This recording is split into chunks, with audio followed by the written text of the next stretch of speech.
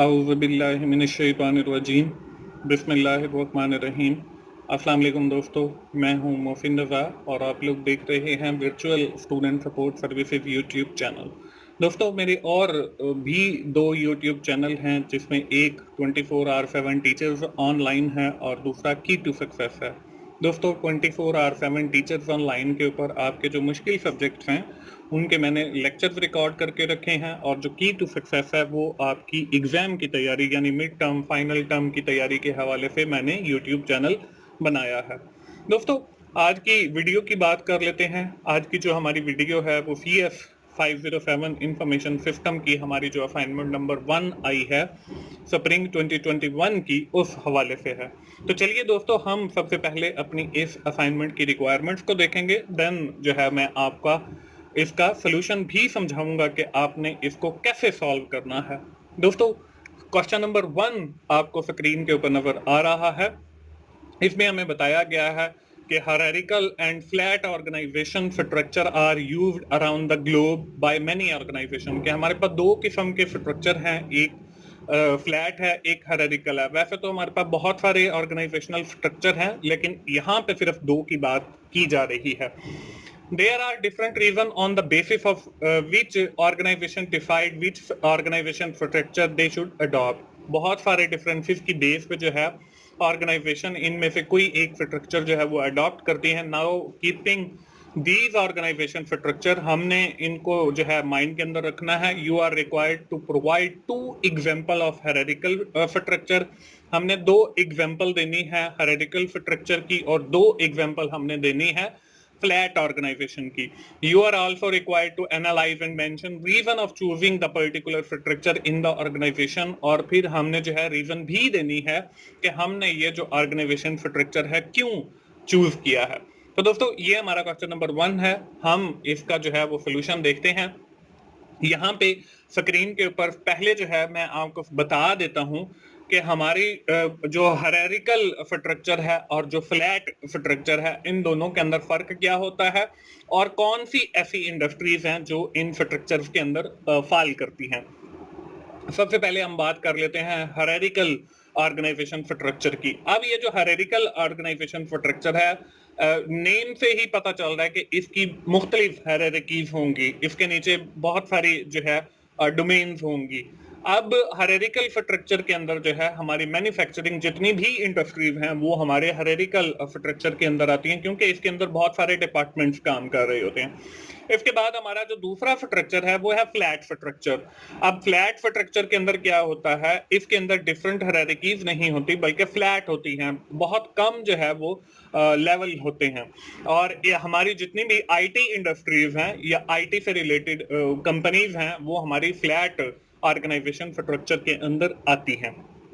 अब दोस्तों यहाँ पे स्क्रीन के ऊपर आपको एक टेबल नजर आ रहा है जिसमें जो है मैंने आपको फाइल स्ट्रक्चर दिखाना है, उसके बाद आपको कंपनीज के नाम बताऊंगा। यहाँ पे मैं आपके साथ जो है 3 से 4 कंपनीज के नेम शेयर करूंगा, आपने उनमें से कोई भी या इसके अलावा भी अगर आपको कोई कंपनी सूटेबल लगती है तो वो आप सिलेक्ट कर सकते हो। उसके बाद जो है फिर हम रीजन लिखेंगे जहां पे ये आंसर आपको लिखा हुआ नजर आ रहा है। अब हमारे पास जो पहला स्ट्रक्चर है ऑर्गेनाइजेशन का वो है फ्लैट ऑर्गेनाइजेशन स्ट्रक्चर जिसकी मैं बात कर रहा हूं।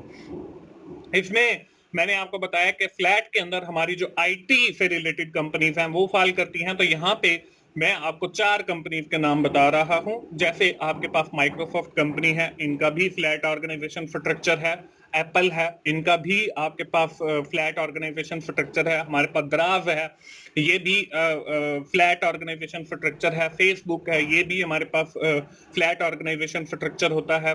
अमेजॉन है आपके पास, और डिफरेंट कंपनीज हैं, जितनी भी आईटी से रिलेटेड कंपनीज हैं वो सारी फ्लैट ऑर्गेनाइजेशन स्ट्रक्चर है। तो आपने क्या करना है, आपने इनमें से कोई सी भी 2 कंपनी जो है वो सिलेक्ट कर लेनी है। मैंने आपको आइडिया दे दिया, जरूरी नहीं है कि आप यही वाली सिलेक्ट करने, आप कोई और भी लिख सकते हैं। इसके बाद हमने इसकी देनी है रीजन।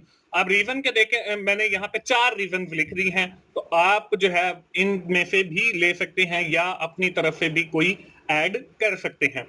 पहली जो है हाई नंबर ऑफ सबऑर्डिनेट पर सुपरवाइजर, कि हमारे जो सब ऑर्डिनेट हैं पर सुपरवाइजर, यानी कि एक सुपरवाइजर के नीचे बहुत सारे जो हैं वो सब ऑर्डिनेट होते हैं, इसलिए हमारा ये जो है फ्लैट होता है, क्योंकि इसके नीचे हायरार्किकल लेवल नहीं होते। उसके बाद दूसरा है फुल कम्युनिकेशन विद एम्प्लॉय। जब आपके हायरार्किकल लेवल जो है वो कम होंगे तो फिर जो है आपकी जो कम्युनिकेशन है वो भी स्ट्रांग होगी, क्योंकि जहां पे आपके हायरार्किकल लेवल अगर 10 हैं तो आपके हो सकता है मैसेज जो है वो लोगों तक लेट पहुंचे।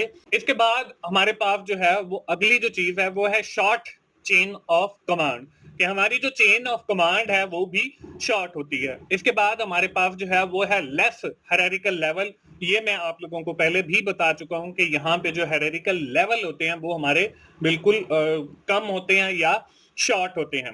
इसके बाद हमारे पास जो दूसरा ऑर्गेनाइजेशन स्ट्रक्चर है वो है हायरार्किकल स्ट्रक्चर, और मैंने आपको ऊपर बताया है कि जो हमारा हायरार्किकल ऑर्गेनाइजेशन स्ट्रक्चर है तो हमारी जितनी भी मैन्युफैक्चरिंग इंडस्ट्रीज हैं वो इस हायरार्किकल स्ट्रक्चर के अंदर जो है वो फॉल करती हैं। तो यहाँ पे मैंने कुछ कंपनीज के नाम लिख दिए हैं, जैसे टाटा टेक्सटाइल मिल है, या दीवान टेक्सटाइल मिल है, या हमारे पास शबीर मोटर्स है, या यामाहा मोटर्स है, या कोई भी जो आपकी मैन्युफैक्चरिंग से रिलेटेड हो तो वो आपकी हायरार्किकल स्ट्रक्चर के अंदर आती है। तो यहाँ पे मैंने आपको आइडिया दे दिया, जरूरी नहीं है कि आपने भी यही नाम फॉलो करने हैं। आप जो है वो कोई भी आप फ्लोर मिल ले सकते हो, या जो भी मैन्युफैक्चरिंग कंसर्न है आप वो यहाँ पे 2 कंपनीज के नाम आपने लिखने हैं। इसके बाद इसकी भी कुछ रीजंस हैं जो यहाँ पे मैंने आपको 4 लिख दिए हैं। जरूरी नहीं है कि आपने भी यही 4 लेनी है, आप इसको जो है वो अपनी मर्जी से भी और ऐड कर सकते हैं। तो यहाँ पे जो पहली रीजन है वो है लो नंबर ऑफ सब ऑर्डिनेट पर सुपरवाइजर, के एक सुपरवाइजर के नीचे जो है वो नंबर ऑफ जो सब ऑर्डिनेट हैं वो कम होते हैं, क्योंकि इसके लेवल जो है वो ज्यादा होते हैं, तो इसलिए जो सब ऑर्डिनेट हैं वो कम होते हैं, अगले लेवल के ऊपर फिर चले जाते हैं। इसके बाद क्लियर अथॉरिटी है, पता होता है कि हर बंदे की अथॉरिटी क्या है और किस बंदे ने किसको रिपोर्ट करना है। लॉन्ग चेन ऑफ कमांड है कि जब हायरार्किकल लेवल ज्यादा होंगे तो आपकी जो चेन ऑफ कमांड है, जो ऊपर टॉप पे सीईओ बैठा है, उस तक पहुंचते हुए जो है वो आपको ज्यादा जो है वो समझ लें लॉन्ग डायरेक्शन के थ्रू जो है आप तक इंफॉर्मेशन पहुंचेगी। हायर हायरार्किकल लेवल, आपके जो हायरार्किकल लेवल है वो मैंने आपको पहले भी बताया कि हायरार्किकल स्ट्रक्चर के अंदर जो है वो हमारे जो हायरार्किकल लेवल है वो ज्यादा होते हैं। तो दोस्तों इस तरीके से हमारा जो क्वेश्चन नंबर 1 है वो सॉल्व हो जाता है, और आपने भी इसमें से कोई कोई जो है 2 कंपनीज लेनी है, और फिर 2 कंपनी हर स्ट्रक्चर की, फ्लैट की भी और हायरार्किकल की, और फिर आपने उसकी लॉजिकल रीजनिंग भी देनी है जैसे यहाँ पे मैंने आपको दिखाई है। इसके बाद हमारा क्वेश्चन नंबर 2 आ जाता है। क्वेश्चन नंबर 2 में क्या है, an organisation have 2 types of information source which are internal and external. हमारे पास 2 किस्म की इंफॉर्मेशन सोर्सेज होते हैं, एक इंटरनल होता है, एक एक्सटर्नल होता है। Following are some information source for a health care sector, your task is to analyse these information sources and identify them as internal or external information source. हमें कुछ जो है वो स्टेटमेंट्स दी गई हैं और हमने ये बताना है कि ये आपका इंटरनल सोर्स ऑफ इंफॉर्मेशन है या एक्सटर्नल सोर्स ऑफ इंफॉर्मेशन है। दोस्तों इसके सोल्यूशन पे चलते हैं, और यहाँ पे देखें सबसे पहले जो है मैं आपको बता दूं कि इंटरनल और एक्सटर्नल के अंदर फर्क क्या होता है। यहाँ पे दोनों इंटरनल लिखे हुए हैं, लेकिन ये जो सेकंड वाला है जो राइट साइड में दिया हुआ है ये आपका एक्सटर्नल है। तो जो इंटरनल आपका सोर्स ऑफ इंफॉर्मेशन होता है ये आपका within the boundaries of the organisation, कि आपकी उस कंपनी की बाउंड्रीज के अंदर जो सोर्स ऑफ इंफॉर्मेशन होगा वो आपका इंटरनल सोर्स ऑफ इंफॉर्मेशन होगा।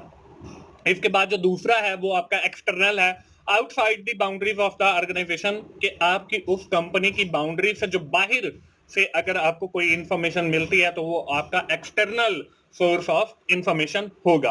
अब हम वो स्टेटमेंट्स देखते हैं बारी बारी, और मैं आपको बताऊंगा कि कैसे ये इंटरनल सोर्स ऑफ इंफॉर्मेशन है और कैसे इंटरनल सोर्स ऑफ इंफॉर्मेशन है। पहली स्टेटमेंट आपको नजर आ रही है जिसमें आपको बताया गया पेशेंट कंप्लेंट एंड फीडबैक। अब जो पेशेंट हैं वो अगर कोई कंप्लेंट करते हैं या फीडबैक देते हैं तो ये हमारे पास एक्सटर्नल सोर्स ऑफ इंफॉर्मेशन है। इसके बाद हमारे पास अगली जो है वो डॉक्टर फीडबैक है।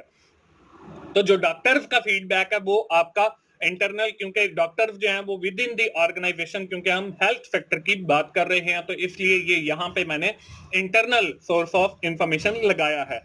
आगे थर्ड नंबर पे है डॉक्टर्स अपॉइंटमेंट रिकॉर्ड, ये भी आपका विद इन दी ऑर्गेनाइजेशन होता है तो इसलिए इंटरनल सोर्स ऑफ इंफॉर्मेशन है।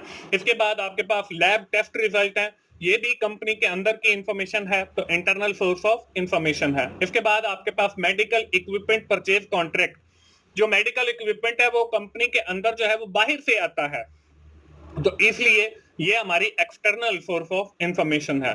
इसके बाद हमारे पास स्टाफ कंप्लेंट्स हैं, स्टाफ की जो कंप्लेंट्स हैं वो विद इन दी कंपनी होती हैं तो ये हमारे पास इंटरनल सोर्स ऑफ इंफॉर्मेशन है। इसके बाद हमारे पास पेशेंट मेडिकल हिस्ट्री है तो ये आपकी कंपनी के अंदर की इंफॉर्मेशन है इसलिए ये भी आपकी इंटरनल सोर्स ऑफ इंफॉर्मेशन है।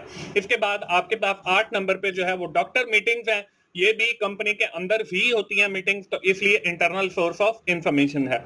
इसके बाद आपके पास पेशेंट सर्वे है, तो जो पेशेंट सर्वे है वो आप कंपनी के बाहर जाएंगे और फिर जो है वो पेशेंट से आप अपनी कंपनी के बारे में राय लेंगे या सर्वे कंडक्ट करेंगे तो ये आपका कंपनी के बाहर है तो इसलिए ये आपका एक्सटर्नल सोर्स ऑफ इंफॉर्मेशन है।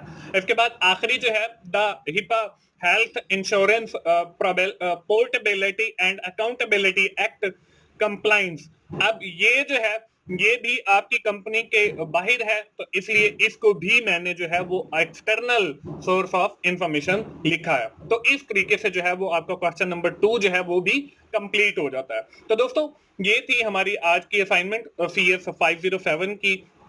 उम्मीद है आप लोगों को आइडिया मिल गया होगा। ये जो आपका क्वेश्चन नंबर 2 है जरूरी नहीं है कि जो मैंने ऑप्शन लिखे हैं आप उनके साथ इत्तेफाक करें। अगर आपको कोई लगता है कि ये ऑप्शन जो है वो इंटरनल नहीं एक्सटर्नल है या एक्सटर्नल नहीं इंटरनल है तो आप उसे अपने एंड पे चेंज जरूर कीजिएगा।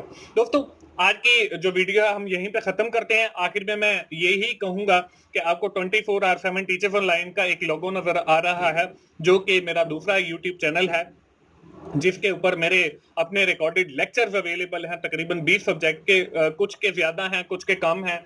जितना मुझे टाइम मिलता है मैं इतने ही रिकॉर्ड कर लेता हूं। तो आप 24/7 टीचर्स ऑनलाइन को जरूर विजिट करें और वहां पे जो लेक्चर्स अवेलेबल हैं आप उनसे फायदा उठाएं। दोस्तों मिलते हैं अगली किसी असाइनमेंट सोल्यूशन के साथ या GDB सोल्यूशन के साथ। उस वक्त तक के लिए अल्लाह हाफिज।